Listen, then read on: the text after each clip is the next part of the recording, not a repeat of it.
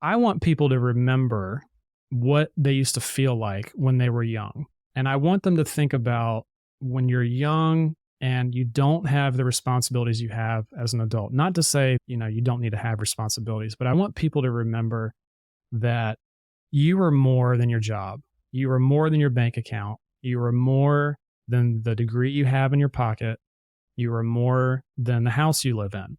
And I want people to remember that when you were young, the world was full of infinite possibilities and you had momentum.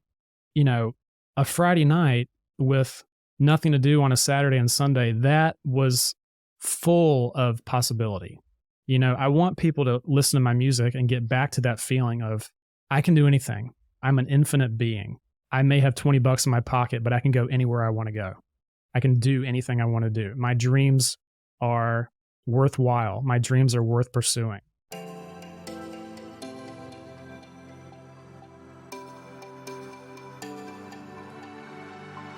Hey, I'm Jade Ellison, a multi-passionate creative based out of New York City who's obsessed with personal development and anything business, from marketing, branding, creating online programs to launches, and helping you step into your true self so that you can share your gifts with the world. Gain insights with manifesting, creating life on purpose, and get ready to elevate yourself in ways that will surprise even you. Included in your weekly dose of inspiration, get ready to be entertained, uplifted, and encouraged to take action with simple and easy to apply tips, tools, and strategies that fit into your busy daily life, sprinkled with some woo-woo along the way. From embracing your confidence to mastering success habits, setting achievable goals, and ways to harness positive mindsets and beliefs so that you can kick self-doubt and your inner critic to the curb where they belong. Whatever's on the topic call sheet, I'll help you navigate the raw, messy, and sometimes hilarious truths of achieving success, abundance, and happiness, all while encouraging you to become the best version of yourself.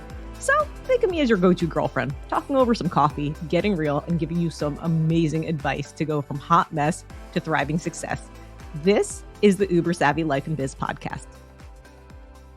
Hey, welcome back to the Uber Savvy Life and Biz podcast, where together we'll unlock your true potential to design the life and business of your dreams. I'm your host, Jade Ellison, and today we have a super special guest and very close friend of mine, Bailey Poteat. Bailey, it's so awesome to have you on the show. Thank you so much for being here. Yeah, I'm very, very happy to be here. This is my first podcast. Is it seriously? Yeah, it really is. And as soon as you told me about it, I immediately wanted to be on it, but I didn't want to be like, hey, get me on the podcast. You were literally one of the first guests that I put on my list that I wanted to have on. Well, thank you. I'm very honored to be here. You're awesome. So our minds are already connected. And I'm going to share in a moment how Bailey and I and our paths crossed and how we became close friends from the industry and how much of an impact he's made on me in a positive way where he supports me and I support him, and how we just infuse a lot of positive energy into our creations. Before jumping into that, I want to share a little background about Bailey. So Bailey is a former actor who lived in New York City for 13 years prior to the pandemic and worked in casting for film and TV while developing his musical talents as a professional musician for various bands and ensembles in New York City. While living in New York, he worked as a session musician for local performing groups and as a singer-songwriter, writing and recording his own music. And I love his music. We'll talk about that in a moment as well.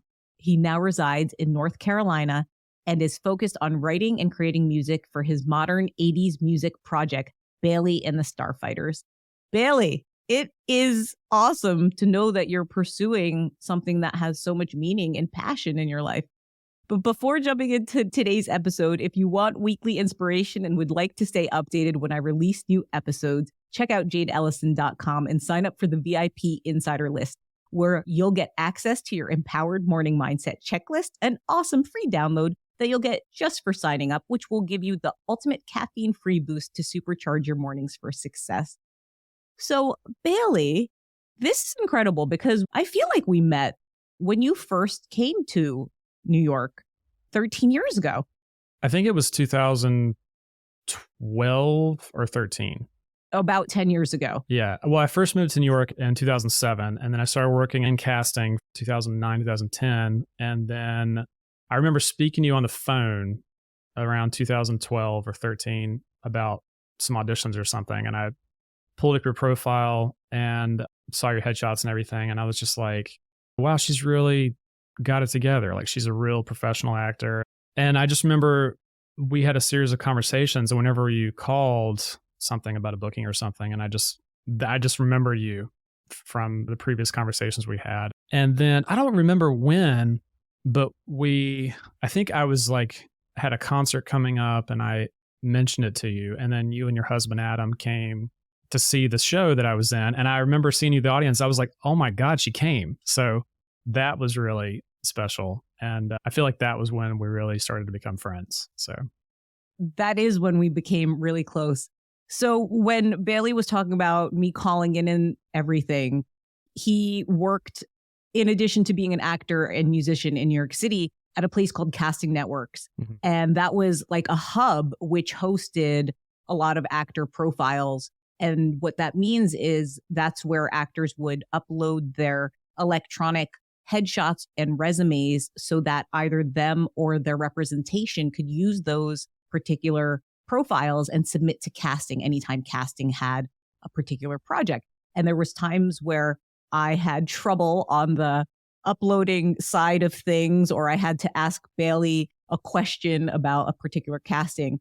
And I was lucky anytime I called because he helped me out a few times. And it's not always the same person at the company who picked up the phone. So I'm super thankful for that. And I remember specifically a conversation that we had when I had called in and you said, I am an actor. I'm actually a musician more so. I'm really focusing on doing music. And I thought that's incredible.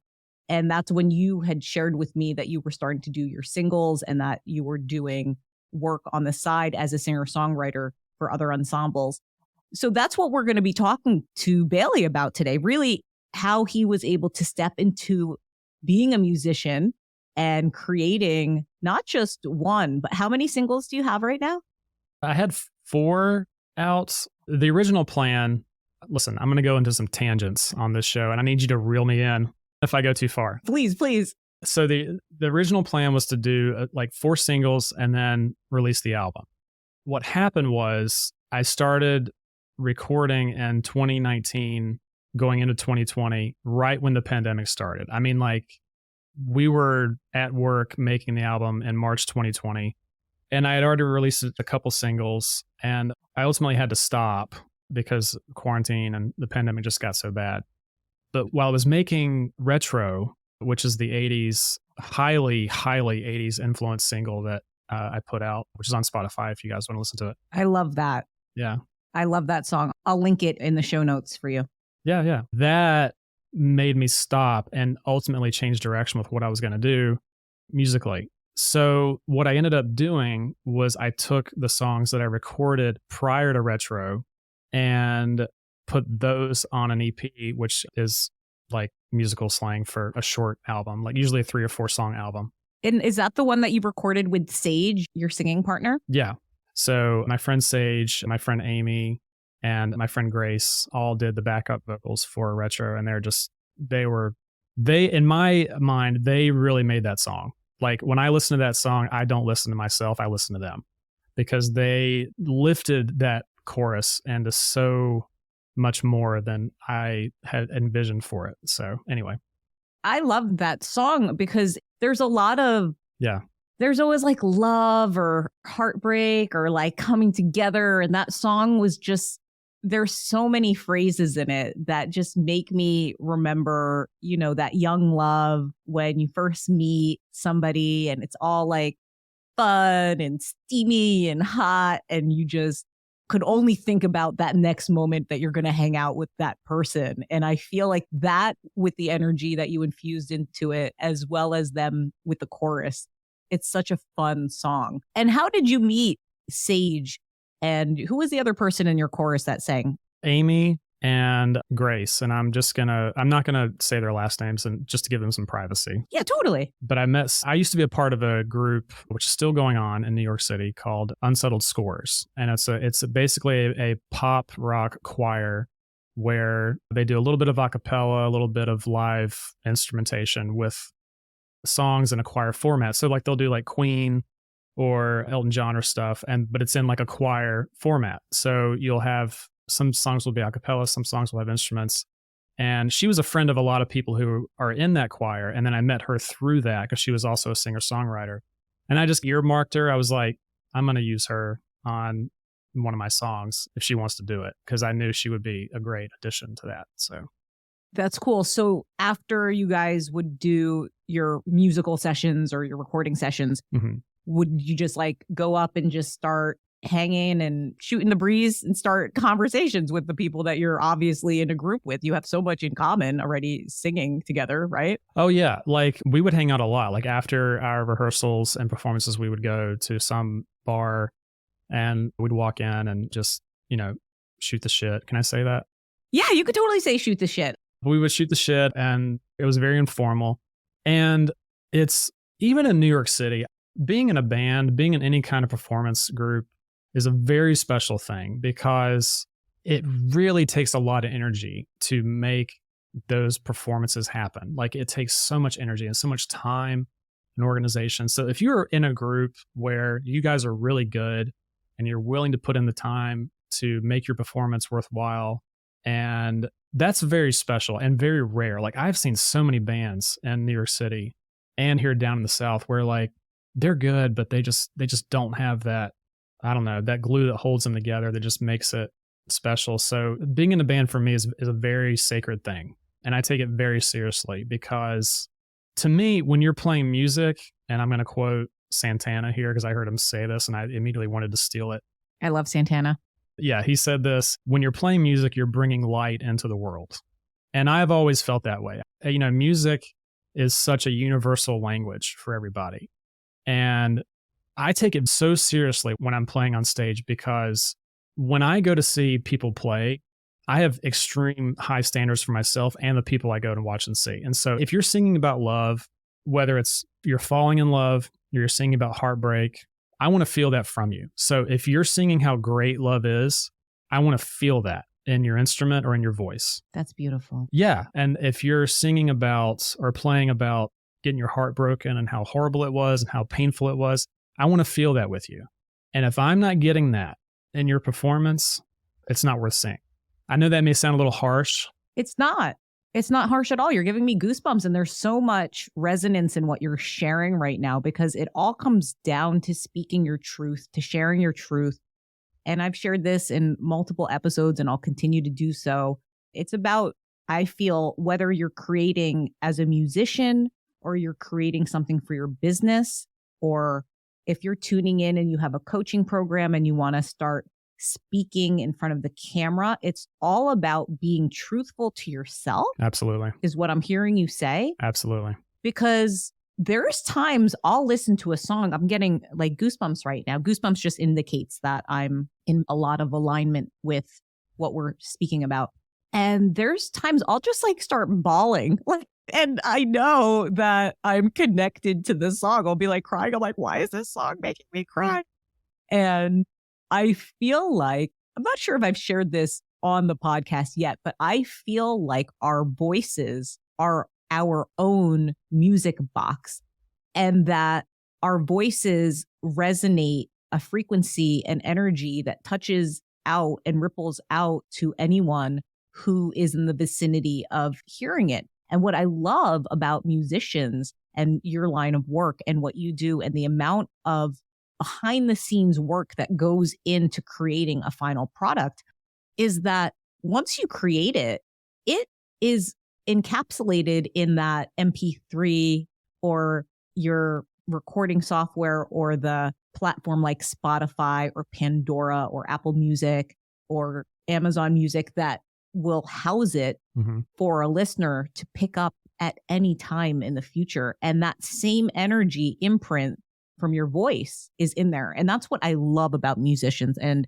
I want to just dive in a little bit more about you saying that the glue that holds you together, because I feel like that's really important, especially in like the online world where we might not have that same in-person interaction. I was going to say human interaction, but that same in-person interaction of like, I miss hugging you, Bailey. Like, I can't wait to see you so I could hug you. Like the last time I hugged Bailey was when you moved. Yeah, it was at that last concert at the Sidewalk Cafe, which folded Rest in peace. Did they? Oh, God bless. Yeah, they had been around since the 60s. They had been there since the 60s on Avenue A in the Lower East Side. Oh my God, that's the Lower East Side for anyone who's listening in New York City. Yeah. Wow. God, they had been there for so long, and I could do a whole nother podcast about that place. But I did so many performances there because they were so open to anybody who wanted to play. You could book a show there, and they would just let you do it. There was no fee. They were like, as long as you buy some food and bring a crowd, like, we'll let you do whatever. So anyway, the last time And you did. Yeah. When I was there, I was like, I didn't know where to sit. Yeah. That was the last time I saw you in person, and then met Adam, your husband, who's a lovely guy, by the way, and just has his own light emanating from him always. And thank you. Anyway, I'm going off on a tangent, but it's our light that bounces back and forth off of each other. Yeah. Sometimes I think that I'm like, am I dimming your light? No, I'm just kidding. No. Yeah. I mean, there's ups and downs in marriage. Let's be serious. Yeah.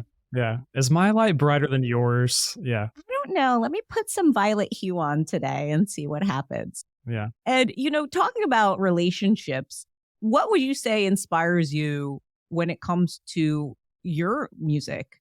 I know that retro was like that fun young love style. Was that written for somebody specific or? Yeah, I would love to talk about that. So talking about nostalgia, which I use in my new project, which we're going to talk about in a little bit. Retro was written. So when I was 21, 22 years old, I was working as a lifeguard here in North Carolina, a couple summers between college. And there was this girl that I was like head over heels in love with. And she was working as a nanny for this family that came over from London, and she was living here for the summer. And I was broke all the time because like I didn't have any money, barely. And so I remember taking her out or asking her out on a date. And by date, I mean, I invited her over to my house and we played Nintendo. We played Mario Kart on Nintendo, and we ordered Domino's pizza. And I stole one of my mom's bottles of wine, and we drank that. And that was our date. And how old were you? Like 21, 22, somewhere. Yeah. Oh, I love it. I think I just turned, no, I was 21, 22. Yeah. So, but it's moments like that you just remember them. And we were never, it never went anywhere. I mean, nothing happened between us. It was really just like puppy love. And then she went back to... Love that puppy love, though. Yeah. And then she went back to the UK and went on to do other things with her life. And that was it. This was before social media or smartphones, so we couldn't text or anything like that. So, but I just remembered that, and I was thinking about experiences that I could write about. And then I remember I do this process called gathering, which is when I have an idea for a song, I'll just do free writing, and I'll just write down everything that comes to my mind about what I'm trying to touch on. And I just remember writing down that experience and writing down that memory in my notebook. And that I developed into the lyrics for the chorus of Retro, which is 2-player Nintendo, red wine and dominoes, young love at a mile a minute, sweet child on the radio. So many times I've recite that song. Yeah. And I remember like when I started to record, I was working with this producer. I'm not going to name his name, but he did not like the line red wine and dominoes. He thought it was really corny, and he wanted to change it to something else. And I was just like, nope. And then ultimately we parted ways, and I found another producer. So the guy who helped me record my music, his name is Michael Worth, or Mike Worth for short. And he lives in Astoria, Queens, and he is a phenomenal producer. He took the melody and the lyrics for Retro and the other songs that I had written and just like lifted it up with the production and added all these 80s sounds and synthesizers and stuff. That for me was like the launch point for where I wanted to go musically. So I love that. I'm so happy that you said that, because here I am not really knowing too much about the post-production of music. And I'm thinking like, wow, Billy is so talented. He did all of that shit on his own. But I'm happy to know that you found an incredible producer who was able to bring it to light. I mean, that must be like breakthrough for you. Would you mind just kind of jumping into that? And I want to touch on how you write down, how you call it gathering, like that inspiration when you start to put things. We'll first talk about how he just changed the dynamic in a way, and that breakthrough with working with him. Where did that shift in your vision as a musician?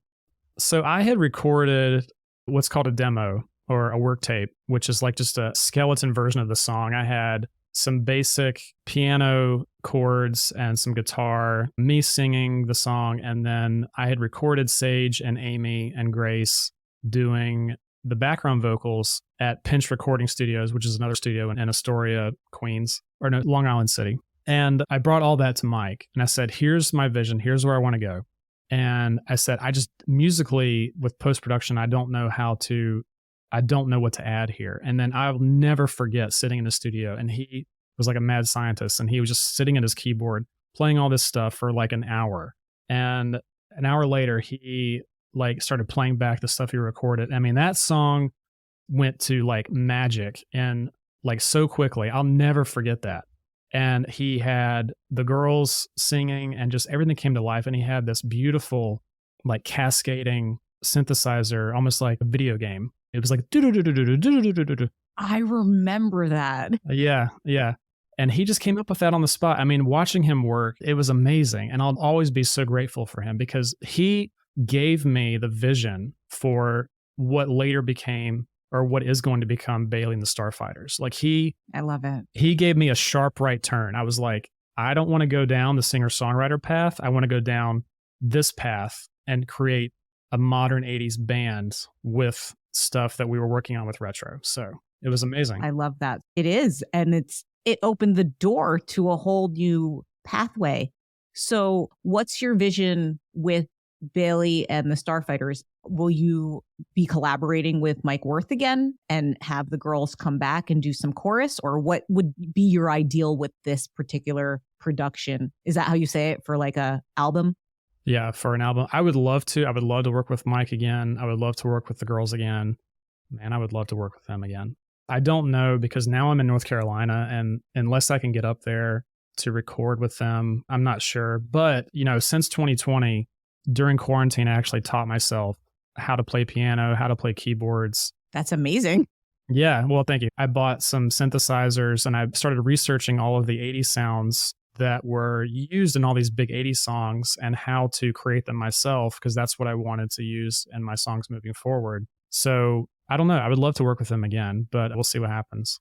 What would need to take place? Would it be having the entire written, how do you call it? The written words of a song or your many songs? How does that work? Like you would have to come up for like a week and rehearse and then start recording for another week. Like what would be a dynamic of recording a full album? Do you record the whole album together or do you how does that? Yeah, I think what it would do, for me, I think what it would have to happen is I would try to record as much as I could on my own. I see. And then for the vocals and maybe some of the guitars, I would have to go up there. I'd basically bring all the puzzle pieces up there to Mike if he were to ever, I think he's moved on to other things right now, but if he were to ever work with me and wanted to do it, I would essentially bring all the puzzle pieces and say, okay, I have all the building blocks. Let's start building the songs and putting the finishing touches on them and everything. But if it happens, it happens. If it doesn't, it's okay. There's a lot of people I could work with, but we'll see. But I do have a funny story to tell you about when I went to Nashville and pitched a song. I'd love to hear it. Yeah, please. Story about Nashville. So when I started learning how to be a songwriter in 2012, when I started learning how to write songs and I was studying with Jason Bloom, I'm going to name drop here, Jason Bloom, who has written for Britney Spears, the Backstreet Boys. He's got like huge hits and I was taking some of his classes and that's insane. Master classes. Yeah, like he's a lovely guy. And so I remember bringing him a couple songs and he was like, work on this, work on that, touch this up. And he never loved anything that I did like outright, but he gave me a lot of great pointers as to like, this is why this works and this is why this doesn't work. And I was just like, okay, great. So I remember, and one of the things he always said was carry a notebook with you in your voice app on your phone. Whenever you hear titles for stuff or see things that might be a lyric, write it down. So I was in Michael's one day, which is like the hobby store. And anytime you walk in there, you see everything from pencils to wall art that says live, laugh, love. And then you get hit with the smell of potpourri, right? All in the same note. Yeah. And they just label this stuff with, I don't want to get in trouble by saying all this. I'm not criticizing Michael's. I love the store. I still go there today. I love Michael's. Yeah. So, but they just had all this stuff that says live, laugh, love. And I was like, think there's a song there. So I remember going home and working on this song, which ultimately came to be called Live, Laugh, Love. And in 2012, I was in Nashville and I had a couple of meetings with some songwriters to try to pitch some things. And I remember walking into a guy, his name is Brent Baxter, also an amazing country songwriter. He's had hits with Lady Antebellum, which is now Lady A. Nice. Alan Jackson, a bunch of other people. That's insane. Yeah. I remember walking into his office and I was like, I've got your next big hit right here. And so I played him the song and you could just see him sitting in his chair, just rolling his eyes like, oh my God, this kid. And he was so... How old were you? I was 30, 31. Yeah, I was 30. Okay, because when you were sharing the story of your first mentor, you were 12. So I'm like, wow, I'm still thinking you're like in high school when you went to go pitch this dude, Brent. Yeah. No, I walked in there like I was just king of the world. And I was like, I got your next big hit. Woo, here we go. How did you even walk into his office though? Oh, I had an appointment. So yeah. No, I wouldn't just walk in there like. Okay. Like he just barged in. He Ron Burgundy that shit. No, I wouldn't, bro. Like, let's talk shop. I couldn't imagine that even coming out of your mouth. I would never do that. Oh my God. I will tell you another story after this. That was really funny. Yeah, totally. So you're singing. Did you sing for him? Like, how did this? Yeah. I'm laughing because I could just I think I had see your confidence like shine through. Yeah. No, I think I had a very basic recording and I had a lyric sheet and he just sat there and listened and read the lyric sheet. And he was like holding it all in, like, this is trash. Oh no. He just did not. I mean, he was right. He was right. Like there's no way a professional artist would record that song. And it doesn't mean that I was a bad writer. It just wasn't a good song. But he was like, yeah, keep working on it. I think you're almost there. And I was just like, yeah, boy, that was it. How did you feel when you left that meeting? I didn't feel defeated. I felt like I was just on my way to the goal. I was on my way to getting where I wanted to be. I didn't feel like I just lost or something. Cool. Because that's a win. Yeah.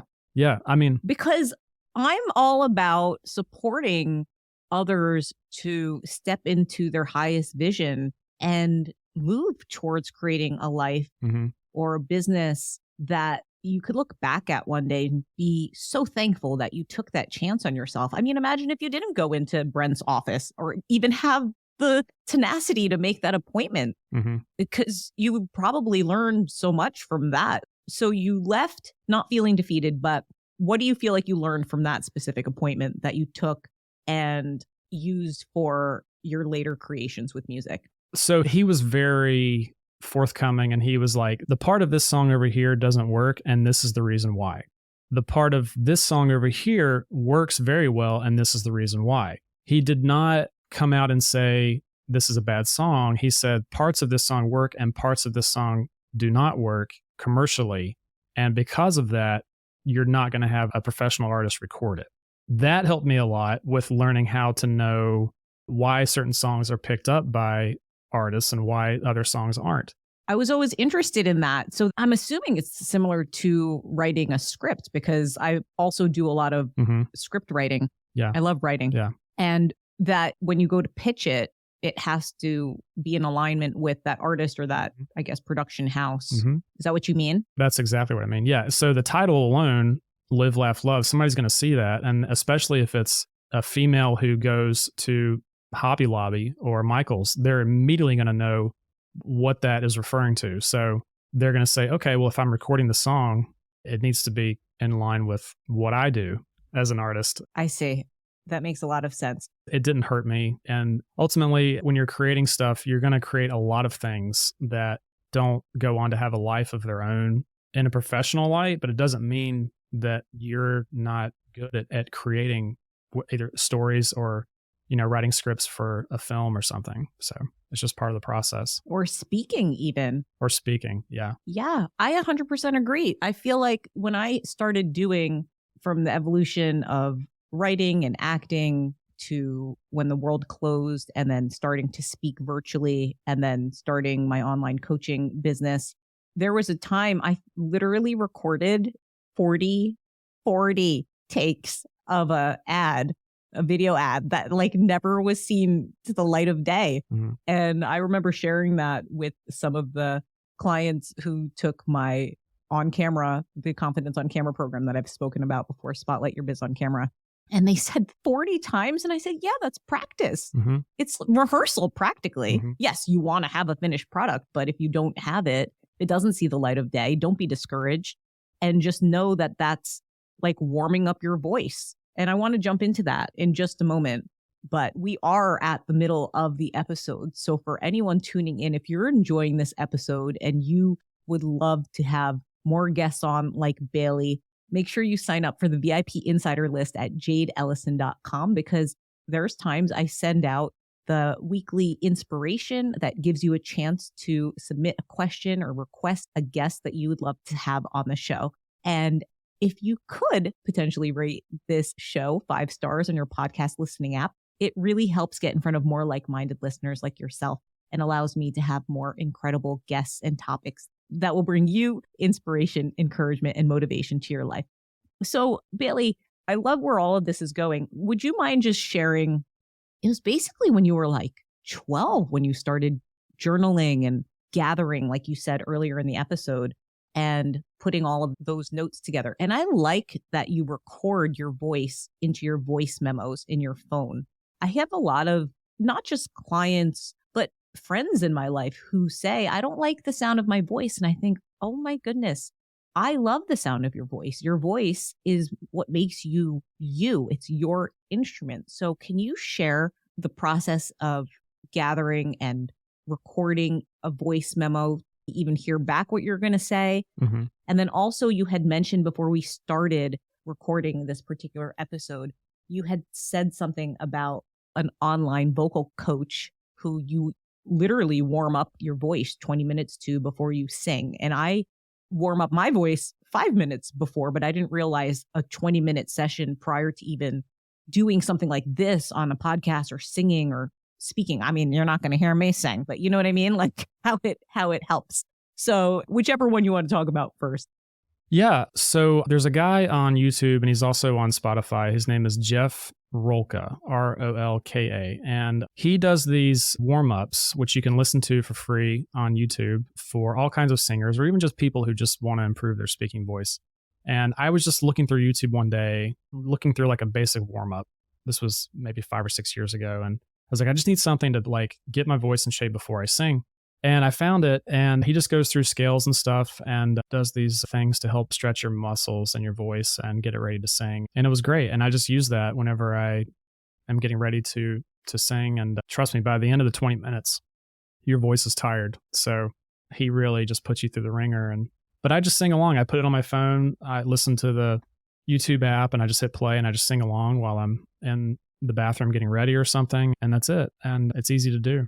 Cool. So you get tired from the vocal exercise. How long would you suggest anybody who might listen before they start recording music, or if someone's listening who wants to go do a talk, like how long after you do that vocal prep would you share to wait prior to actually doing the event itself? It depends on how active you are with your voice. If you're someone who sings or speaks professionally, you're probably going to be okay with just doing a warm up and then going right into whatever you're doing.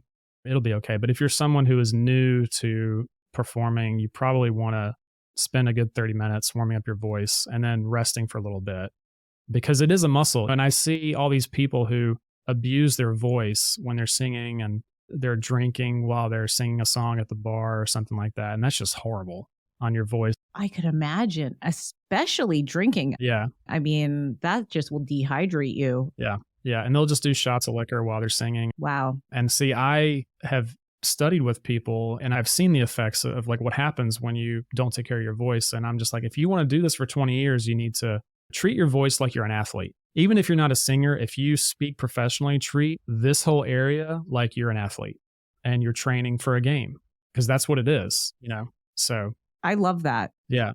Absolutely. Our body is our temple. We have to treat it with care because who else will? Yeah. I 100% agree. And then what would you say when it comes to acting on inspirations? You must have notebooks upon notebooks of gathering ideas for songs and putting it together and putting phrases together.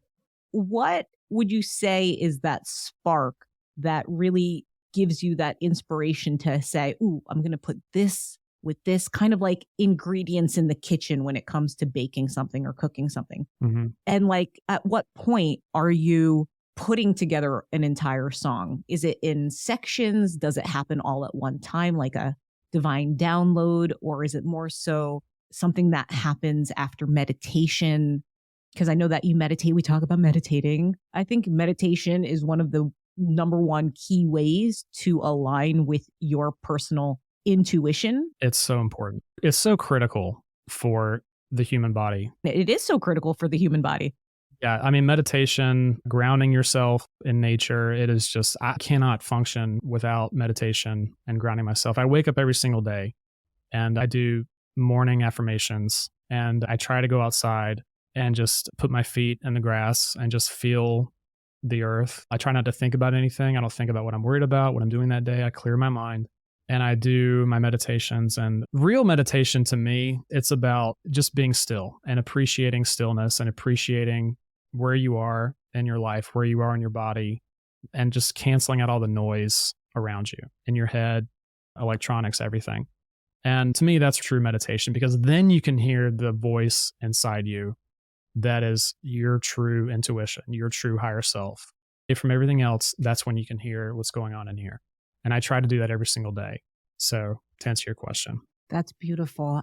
I love that. I feel like meditation is just part of my daily self-care. It's like brushing my teeth and washing my hair. I know not everybody washes their hair every day, but I do. I had somebody who I'm not really close with anymore, but she actually said to me once, she goes, well, what would happen if you don't meditate? And I thought, well, what would happen if you don't brush your teeth? Your mouth would be stinky and my energy might be stinky. So that's why I care about meditation. Mm-hmm. So I really love how you bring it to the present moment and how you ground yourself. I have to ground myself more. So what Bailey means with grounding yourself with the earth, there's a lot of magnetic frequencies from our cell phones, from using electronics all the time. We're constantly bombarded by the wireless phone towers, 5G, light, whatever it is that our cell phones use. So much. Yeah. And when you are barefoot and you could find a nice clean patch of grass to stand on, what happens is there's hertz that Mother Earth puts off. And I'll look for the actual resonant amount. I believe it's like 250. I could be wrong, but I'll check and I'll put that in the show notes. And when you stand with your bare feet on the ground, what that does, it resets our chakra system. So we have like our red ray chakra, which is our root chakra. We have our sacral chakra, which is our orange ray chakra right below our belly button. Our solar plexus is our confidence chakra. Our sun chakra, which is right below our heart. Our heart chakra is the green space, which is our heart area. Our blue ray chakra is our voice. That's why it's so important to balance our voice. Mm-hmm. And it's also the connecting chakra between our upper and lower chakras. Then we have our indigo ray chakra, which is our third eye, which is where the intuition comes, which all our insight comes when we clear that spot. And that's where we get insights from meditation. And then we have our violet ray chakra, which is our crown chakra. And our crown chakra is where we stream all of that. I like to call it that conscious energy that gives us that guidance on our daily life. So I took what you shared with meditation a little bit further. No. Because I did have a friend who requested specifically, can you go into an episode and actually share how to meditate? So this is kind of like a little appetizer of how to meditate via Bailey's. I think that's wonderful because there's so much stuff out there that's just like, it blows it up into something else. And I'm just like, that's fine, but that's not, I mean, they just make it seem like it's like this Olympic feat that you have to do privately. And I'm just like, that's not it. It's so much easier than what you're making it out to be. It is. Yeah. It is. And I feel like whether you want to say you're spiritual or you want to say you're religious, what it comes down to is the love within yourself and the connection with others. So I'm not trying to put labels on anything. If you don't even want to call it meditation, you just want to call it centering yourself, or you just want to call it being with yourself. I'm not here to say there's only one way to call it or one way to do it. So I love that you actually shared. It doesn't have to be this big event. No. It's just find a way to connect with yourself and do that. And do that. And do that. Do what feels good to you. Learn to strengthen that connection within yourself. Learn to strengthen your intuition, learn to strengthen your gut feelings, because that is yourself speaking to you and letting you know what you need to do in your life. And it's just as simple as that, you know? That's beautiful, Bailey. I love that. It's just easy. And I know if you're listening to this podcast and you're thinking, I don't know what the hell he's talking about, that's okay. I promise you that's okay. I was there. Jade's been there. I spent years listening to all these people tell me what meditation is, and you have to get a clear space, and you have to get these crystals, and you have to get this special mat, and you have to dim the lights and light 40 candles. And like, I'm like, listen, I love candles. I love crystals. I have them around my apartment all the time. I know that if I want to use one, I can. If I want to light a candle, I can, but I'm perfectly fine sitting out in the grass under a tree, listening to the sounds of the birds and knowing everything is okay. I'm okay. That's really what it comes down to, is you're okay. You are. You're on the path you're supposed to be on, and you're going to be okay. That was incredible, Bailey. I love that so much. So before I close out our episode, which was incredible, I would just love to know where you're headed. What would be an ideal for you? And what could you share with our listeners who may be in a place and they feel like, oh, I'm not sure if it's this, but they're just waiting for a door to open up to be like that big yes, like it was for you with retro. Share that. Yeah. Before I get there, I do want to touch on something you brought up about what inspires me really quickly. Oh, please take your time. I use nostalgia for me because I love 80s and 90s pop culture. I use nostalgia in my music because the meaning behind all of that, which is what I'm working on with my modern 80s projects, Bailey and the Starfighters. I want people to remember what they used to feel like when they were young. And I want them to think about when you're young and you don't have the responsibilities you have as an adult. Not to say, you don't need to have responsibilities, but I want people to remember that you are more than your job. You are more than your bank account. You are more than the degree you have in your pocket. You are more than the house you live in. And I want people to remember that when you were young, the world was full of infinite possibilities and you had momentum. A Friday night with nothing to do on a Saturday and Sunday, that was full of possibility. I want people to listen to my music and get back to that feeling of, I can do anything. I'm an infinite being. I may have $20 in my pocket, but I can go anywhere I want to go. I can do anything I want to do. My dreams are worthwhile. My dreams are worth pursuing. And we feel that when we're young. And then somewhere along the way, when we grow up, we lose that. And we think, I can't live my dream. I can't do this because I don't have enough money. I can't be in love because nobody's going to love me because I don't love myself. And we start to take on all of this stuff and it just weighs us down and weighs us down and weighs us down. And we forget that joy that we had when we were younger. So I use nostalgia to bring people back to that state of being where anything is possible in your life. And that's always my goal every time I write a song. How does this make the listener feel? If this instrument does not evoke a feeling, if the way I'm singing this line, if this lyric does not make me feel a certain way, I throw it out until I find something that sparkles to the listener, which takes them to a state of feeling, you know what? I can do anything I want to do. I am a limitless being. So that was so beautiful. Yeah. I absolutely love that. Wow. Thank you for that incredible. You're welcome. Incredible share. I feel like that will resonate with a lot of our listeners and resonates with me. And that's why I freaking love you so much. I feel so blessed that our friendship not only became closer, but it has evolved and that it continues to support one another. So that's beautiful. I love that. I love it so much.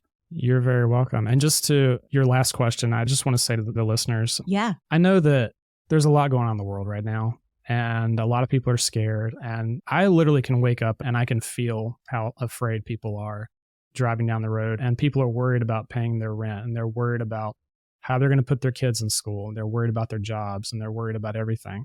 And I just want to let everybody know that this is not the end for us. I feel like we're on the beginning of something magical as a people and in the world. And I want to tell everybody that no matter what you see on the news or no matter what they're telling, just learn how to go within and learn to listen to yourself and learn how to trust that you're going to be okay. Your family's going to be okay. We're going to be okay.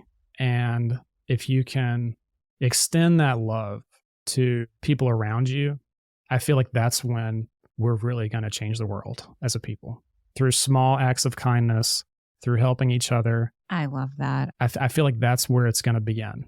I feel like that's already begun in that way. So, yeah.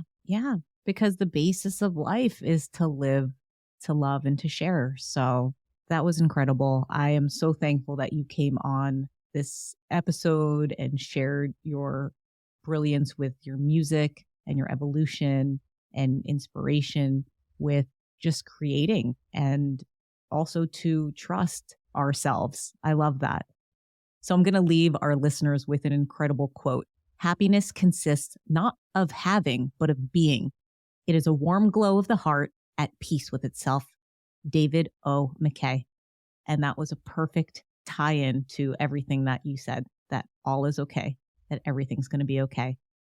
So to recap this incredible episode with my very close friend, brilliant musician, Bailey Poteat, him stepping into his brilliance as a musician, creating from a place of inspiration, gathering the information, acting on it, aligning with the right people, showing up and practicing, even if no one else is going to see your work, and aligning with yourself through meditation in whatever way that you want to call it. But just align with your truth, with who you are. And just remember that the basis of life is to live, to love, and to share. So thank you so much, Bailey. I am so thankful for you. You are so welcome. I am so thankful for you. You are such a dear friend of mine. And I don't know. I can't say enough about you. I just think the world of you. I know. It's just. I think the world of you. I'm going to start crying right now. But before I do, thank you so much for tuning in to the Uber Savvy Life and Biz podcast. That was awesome. We appreciate you. Stay committed to your vision, take consistent action, and know that great things are on the other side of that door. Because remember, only you hold the key to unlock your dream life. So why not start today? I'll see you next time. Thanks so much. Can I just say, you're awesome. You just finished an episode of the Uber Savvy Life and Biz podcast. If you like this episode, feel free to leave a nice review and rate it 5 stars if you found it helpful. But if not, please don't rate it 4 stars. Just ignore this part. However, if you did like it, make sure you share it with a friend who may find some value in the topics discussed today. Be sure to share it with them because you never know who you could uplift. Also, if you want more, check out the show notes in the description, which would include any links that may have been mentioned in this episode. Are you still listening? Are you waiting for a blooper reel? That'd be a really fun idea to throw in the times. But seriously, are you tired of foggy mornings? Go to jadeellison.com to grab your ultimate caffeine-free boost to supercharge your mornings for success. That's right, your empowered morning mindset checklist. Your great day is just a thought away. Okay, let's go. Oh, we're recording right now. Okay. I'm ready. Like, it's literally recording. All right. I'm on it. That's great. I'm on it. So we'll do, like, I like to use the bloopers too. So like, we'll also put something in. Yeah. Awesome. He, hoo. What do you do to practice your voice? Do you do like A, E, E, E, E, E? What do you do? There's a guy, he's on YouTube. His name is Jeff Rolka, Rolka, and he's a voice teacher, and he's got a ton of free warm-up videos for singers. Let's talk about that. I want to talk about that in the episode. Okay. Is that okay? Yeah. All right, cool. Don't have milk before you. No. I'm drinking coffee along with water, so. Okay, that's good. You ready? I'm ready.